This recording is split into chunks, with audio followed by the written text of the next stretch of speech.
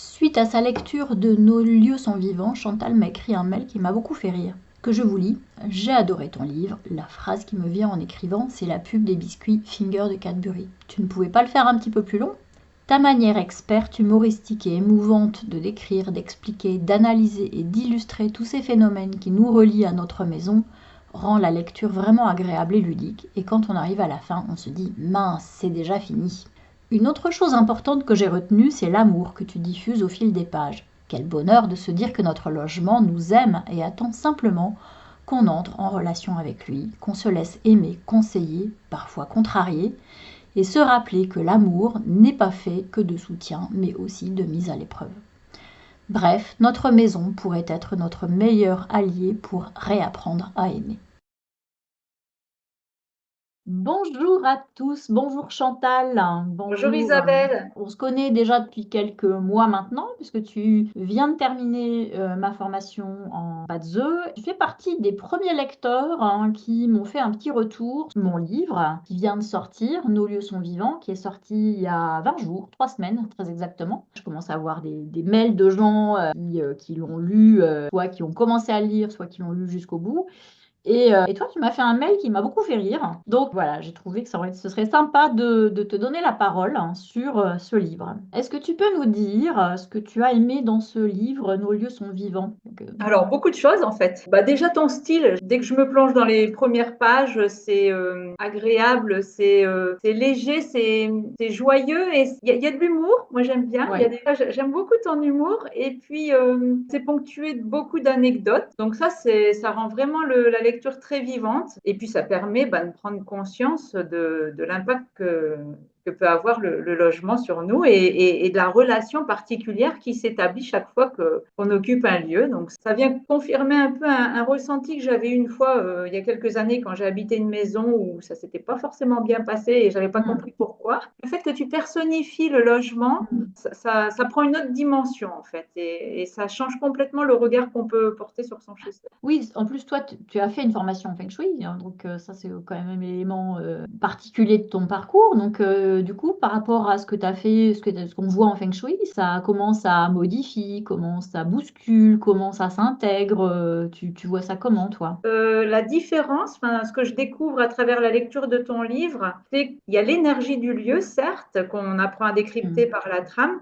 mais il y a aussi autre chose qui se crée et j'avais pas mesuré Mmh. l'importance de ça. Cette relation vraiment très intime, où vraiment c'est comme si on était dans une relation de couple, hein, mais Oui, c'est vrai. avec son logement et non pas avec son conjoint, mais elle est tout aussi intense et importante. Et en fait, tu nous fais bien comprendre dans ton livre que les lieux essayent constamment ou très souvent de Mmh. communiquer avec nous. Oui, c'est un peu la thématique du livre, effectivement. Donc, est-ce que toi, du coup, dans ta vie, dans ton lieu, est-ce que ça change des choses?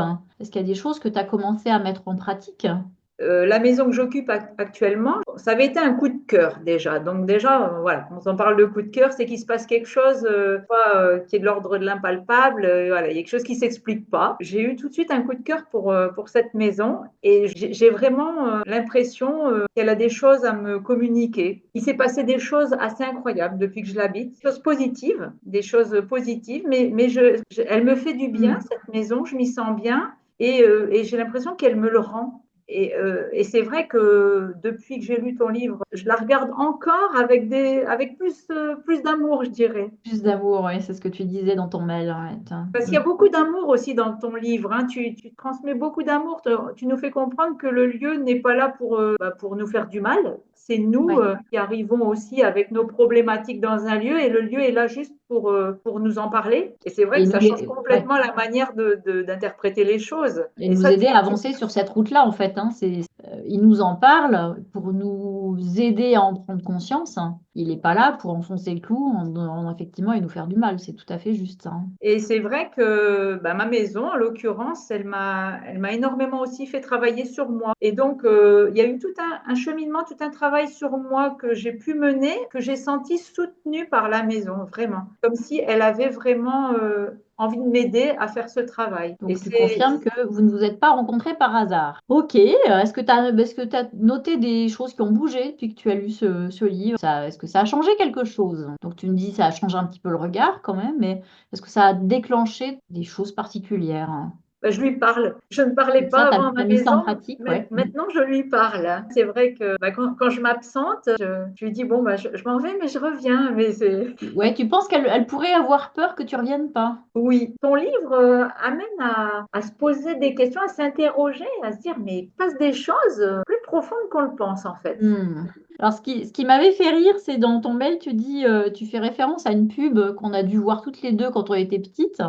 C'était quoi? C'était les fingers de Allez, Cadbury. bah oui, parce que ton Comment livre tu est racontes? tellement, c'est tellement agréable et facile à lire et très vivant avec Hmm. toutes ces anecdotes. Et moi, c'est vrai que je l'ai lu en très peu de temps. Et quand je me suis retrouvée à la fin, je me suis dit, mince, c'est déjà fini. J'ai fini, mais ça, c'est pas parce que tu avais l'impression que c'était trop léger. Ah non, non, pas On est du tout. d'accord, c'est d'accord. Ouais, C'est que c'était passionnant, c'était ouais. intéressant et je me serais pas lassée. Tu aurais pu me raconter encore plein d'anecdotes derrière qui viennent voilà, expliquer tous les phénomènes qu'on peut rencontrer et Hmm. qui peuvent s'expliquer et qui peuvent nous montrer que c'est notre logement qui communique avec nous. C'est vraiment passionnant en fait. La majorité d'entre nous avons la chance d'avoir un toit sur la tête, mais on se dit que ce soit dans un studio, dans une maison, dans un chalet à la montagne, où qu'on soit, on est en interaction avec notre logement. Et tu nous apprends vraiment à déjà recréer ce lien. Alors après, bien sûr, pour vraiment décrypter dans les détails avec une expertise feng shui, Ouais, c'est facile. Mais déjà, de se mettre à ouais.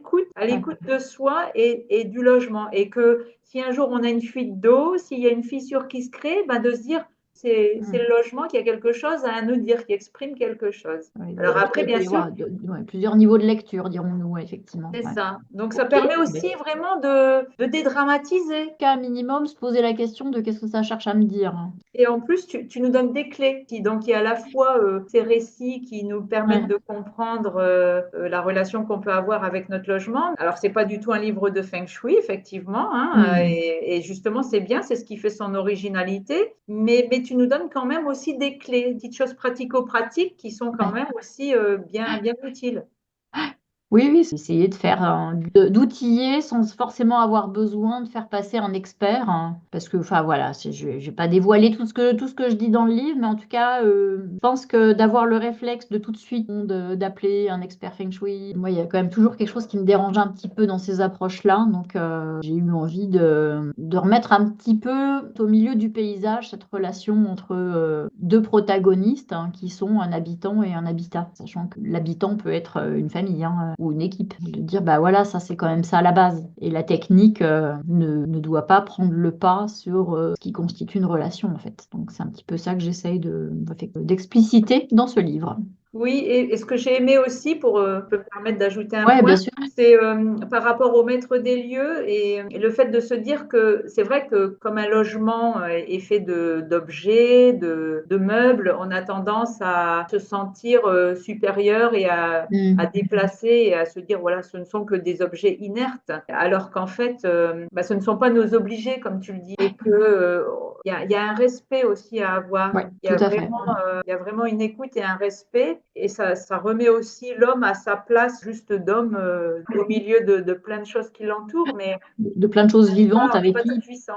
il peut faire équipe, effectivement. C'est-à-dire que l'idée, c'est plutôt de faire équipe, faire alliance, hein, et pas de se positionner comme maître de tout, en fait. Sinon, ouais, ça, c'est une idée qui semble importante. Ouais. Merci Chantal, hein, pour ce témoignage sensible, hein, et encore une fois, moi, ça me fait vraiment du bien d'entendre mes lecteurs, hein, de lire ce qu'ils m'envoient. Enfin, c'est super chouette.